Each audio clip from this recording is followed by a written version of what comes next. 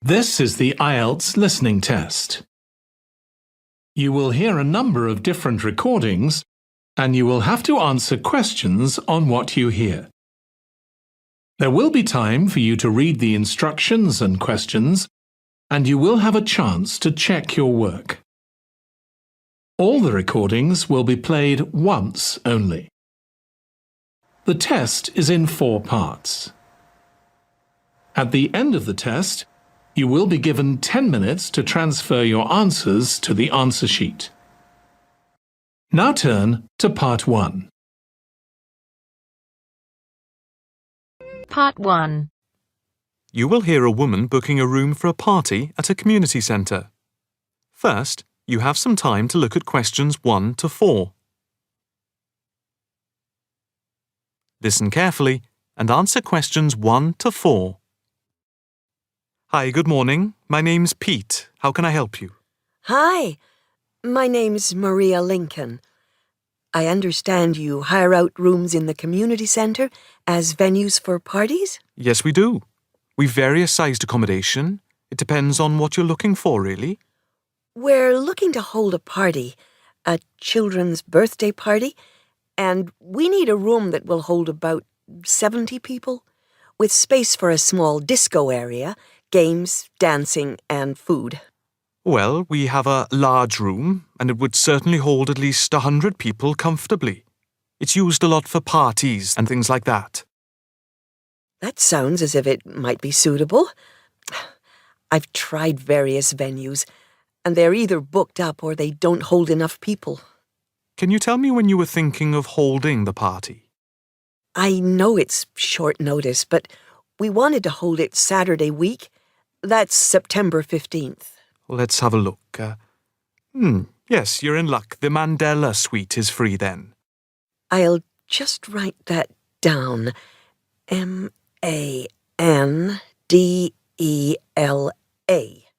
And the time. When were you thinking of holding it? In the afternoon, from 3:30 p.m. to 9 p.m. Yes, okay. There's no smoking on the premises, and we're only licensed to have soft drinks. That's okay. I think I'm happy to go ahead. Before you hear the rest of the conversation, you have some time to look at questions 5 to 10.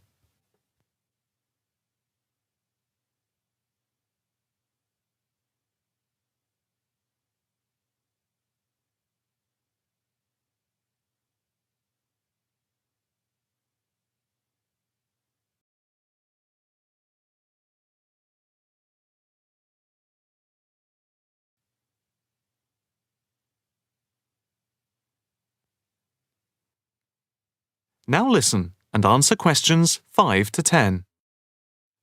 Can you just give your postcode? Yes, it's PA5 7GJ. Fine. And the flat and street number? It's flat number 40, and the street number is 35.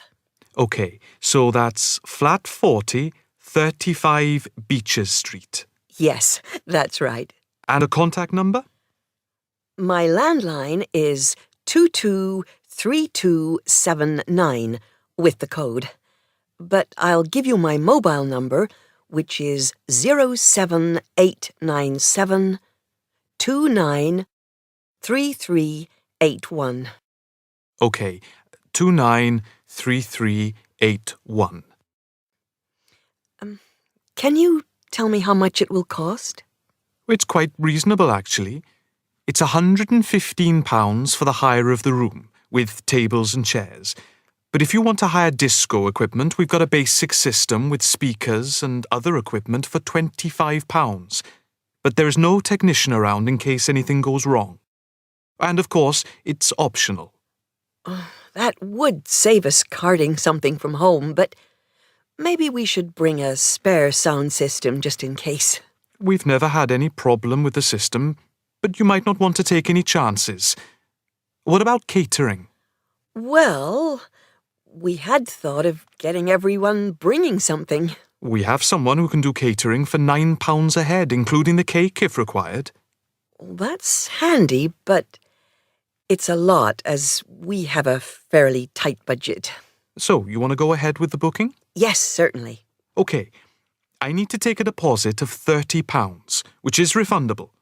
The balance needs to be paid 2 days before the event at the latest. Fine. You can cancel up to 2 days before, but after that you lose the deposit. We don't intend to cancel, but is there any insurance we can take out? Yes, there's a form here somewhere. How much? It's, let me see. It's only £9 for the 24-hour period, and that covers you for cancellation, damage, and injury. Well, at least we'd better have a look at it. How would you like to pay the deposit? Cash. I'll just give you a receipt. There you are. 10, 20, 30. £30. Maria Lincoln. Thank you very much. I'm really glad I found somewhere. We have been trying to book a place for the past 2 weeks, so thank you again, and bye for now. That is the end of part 1. You now have half a minute to check your answers.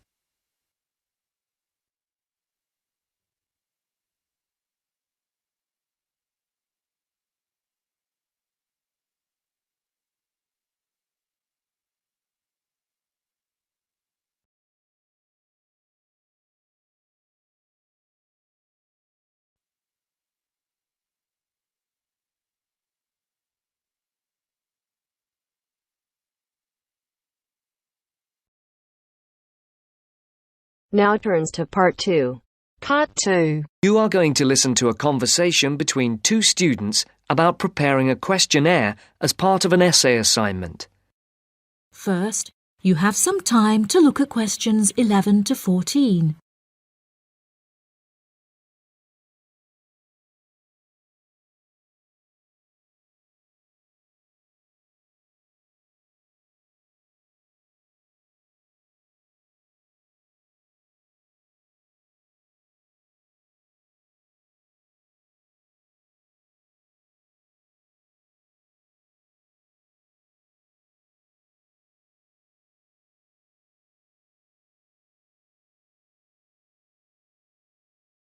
Now listen carefully and answer questions 11 to 14.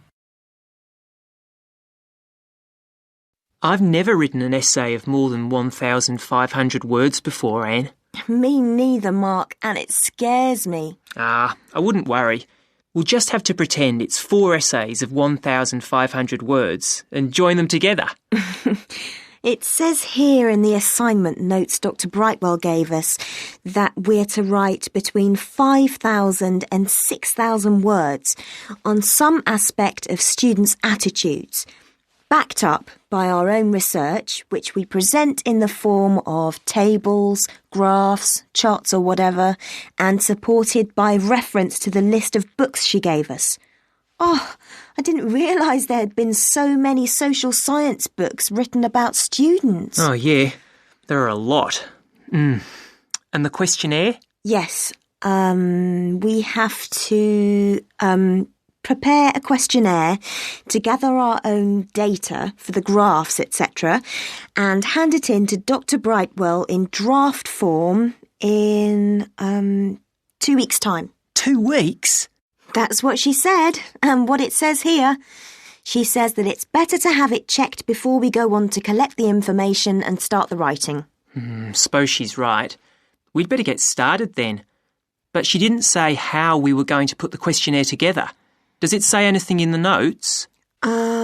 Nope. It only says that we are limited to 4 sides of A4 and no more than 50 questions. If that's the case, it's not that bad. Before you hear the rest of the programme, you have some time to look at questions 15 to 20.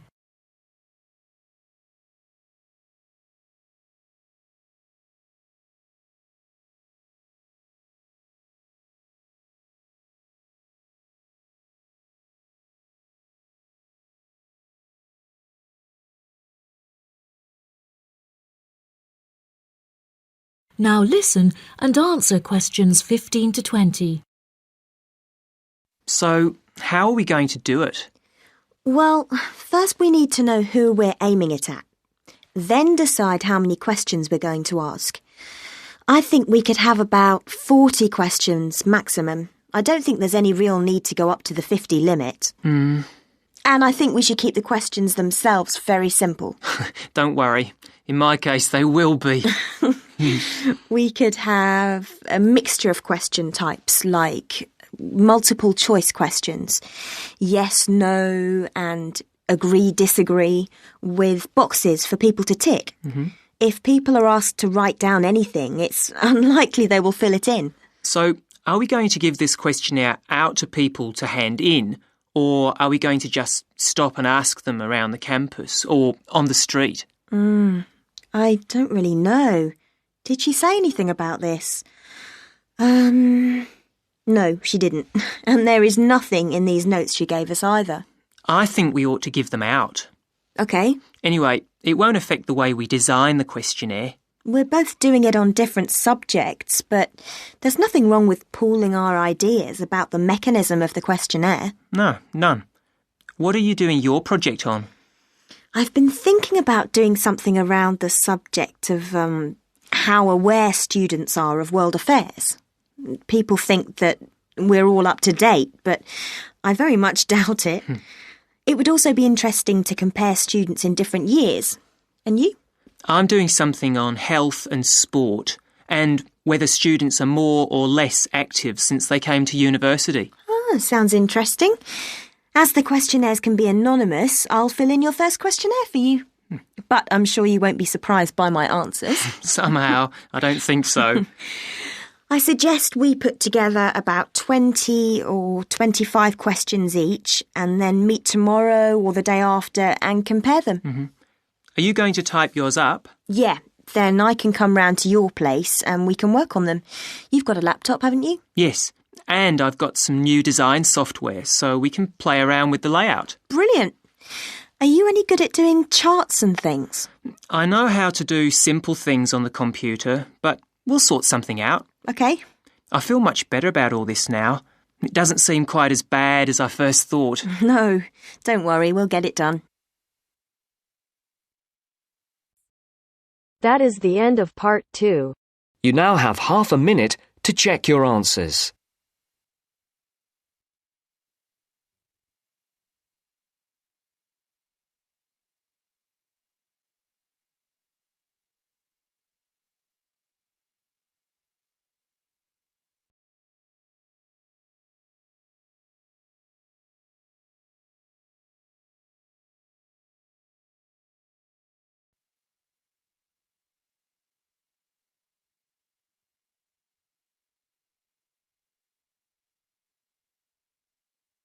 Now turns to part 3. Part 3. You will hear a student union officer's speech. First, you have some time to look at questions 21 to 25.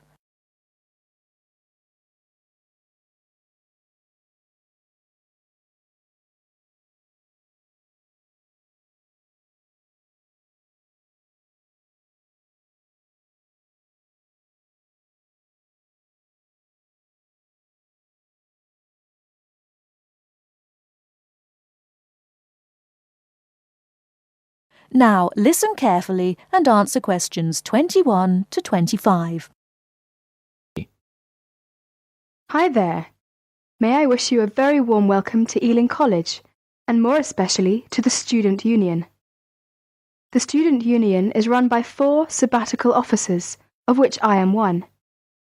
As the president, I am charged with the overall day-to-day running of the union itself, according to established policies within the Constitution. We also have a brilliant staff team who'll help us, and you'll meet them when you have 5 minutes to drop in and see us. The last year has seen the Student Union grow from incorporating a bar and a few offices with a small shop into being a thriving concern, which controls, to its credit, 2 bars, a cafe bar or restaurant, a shop, a comprehensive welfare department, and numerous offices. All this has been achieved by sheer hard work and dedication on the part of last year's sabbatical team and staff, who overcame many obstacles and teething problems, but won through in the end. This year, our aims as a team will be to consolidate on what has already been achieved, and to secure the future of the Union. With the new post of Vice President, Social and Communications, our main emphasis will be on communications within the college, which has always proved a problem in the past, but one which we hope to improve upon this year. One way will be the regular publication of a student union magazine, so all you budding journalists, come on down.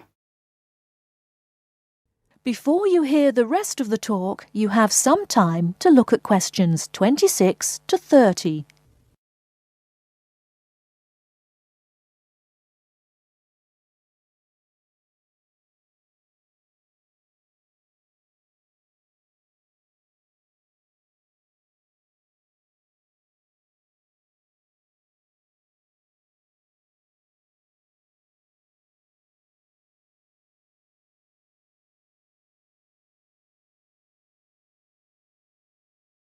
Now listen and answer questions 26 to 30. We are very aware that a lot of you have never had any contact with student unions before, and don't know what they are or what they can do for you. So basically, here's a quick rundown. If you have any problems at all, either when you start college or throughout your time here, don't hesitate to drop in the SU office in the North Building and see Pat, our office assistant. She will be able to help you with most of your day-to-day general inquiries, or if she can't, she will direct you to one of our staff who can. Myself and the other 3 vice presidents are here every day, and if you need to see us, just fix a time with Pat, and we'll be only too happy to help you. By the way, queries or problems can range from a late grant check, finding a place to live and academic matters, right through to the best places to eat, directions to the bar, or somebody blocking you in the car park. We'll give anything our best shot. Please remember, while you're at Ealing, that going to college is not just about education. Make sure you enjoy yourself as well, because believe me, time will fly once you're here. Ealing is a really good place to live, as there is lots to see and do. And don't forget, the metropolis of central London is only 20 minutes away by tube. Finally, the Student Union is an organisation run by students for students. So if there is anything you don't agree with, or you have any new ideas, please come along to the Union General Meetings and don't be afraid to speak up. Or you could give up a little of your time and stand for the Executive Committee, which is made up of students who help us out with lots of interesting things. I would like to take this opportunity to thank all the sabbaticals of the last 2 years who have worked so hard. My very special thanks goes to Winston, Martin and Peter and all the staff who not only did a great job, but have been my good friends as well. Lots of luck and success for your year at Ealing. Work hard, but play hard as well. That is the end of part 3. You now have half a minute to check your answers.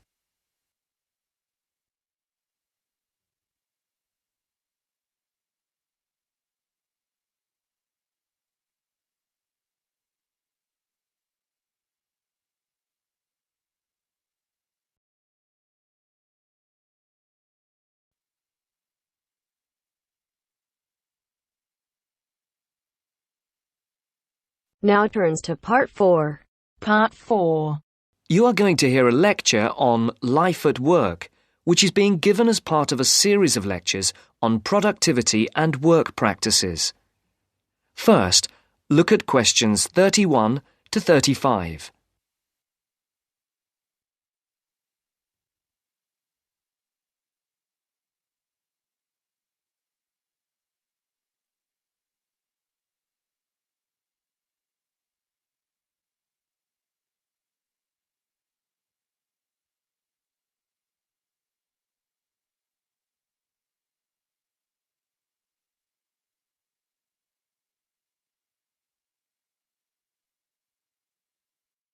As you can see, there are 4 alternative answers, A, B, C and D, for each question. Decide which alternative is the most suitable answer and circle the correct letter. Good afternoon. My name is Dr. Charles Butt, and I shall be giving you a series of lectures on productivity and work practices over the coming weeks. There will be 10 lectures in the mornings as part of this course, and in addition, there will be 3 lectures in the evenings from 6 to 8, which will be given by outside speakers. I would like first to look at a recent report on life at work. The report shows that the average British worker takes less than half an hour for lunch, 27 minutes to be precise, and that sick leave is on the increase. The drop in the length of time spent on lunch was 9 minutes when compared to last year, down from 36 minutes. According to the report, this is the first time that the average lunch break has fallen below half an hour. As regards sick leave, you can see that the average figure is 10 days per year. That's up by 1 day in 2002 compared to 2001. While physical illness was given as the most common reason for absence in the case of non-manual workers, stress was the most common cause of long-term absence. It's worth noting here that 9 out of 10 workers claim that stress is a problem in their organisation, and that 8 out of 10 bosses are feeling more stressed than ever before. I would just like to say here that we will be looking at the stress in work and study at a later date. And we'll be looking particularly at ways of dealing with it in studying, particularly for exams. You can see from the calendar that Professor Appleyard will be giving a lecture on this topic the week after next. The report also says that just below 50% of workers claim that they were taking less time off for holidays than they were entitled to. I'm not sure that this will be believed by the employers. Previous surveys have suggested that about 1/3 of days that have been taken by workers as days off sick were regarded by bosses as not being the result of genuine illness. Some more hard data is required to corroborate both these claims. Before the speaker continues, look at questions 36 to 40.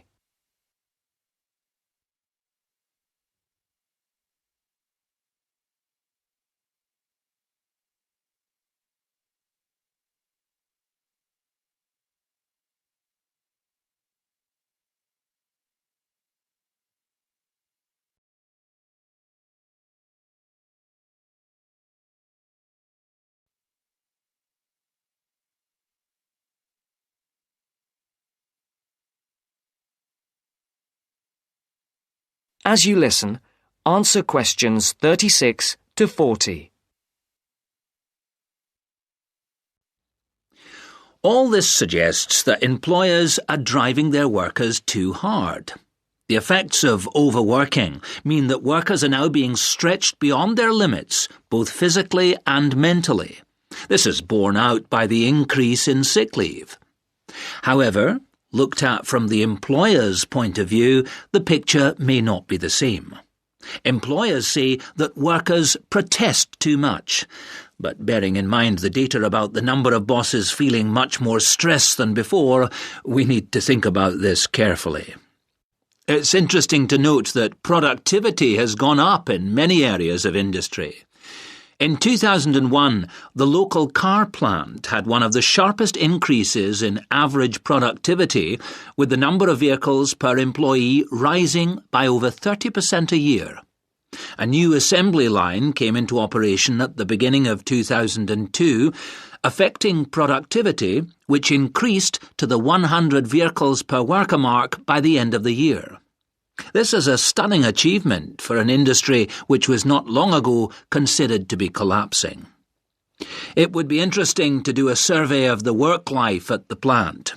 Those of you who have opted to do the project and reduce the number of essays you have to do may want to look into this. Please see me at the end of the lecture. Right, now, let us move on to something else which I think... That is the end of part 4. You now have half a minute to check your answers.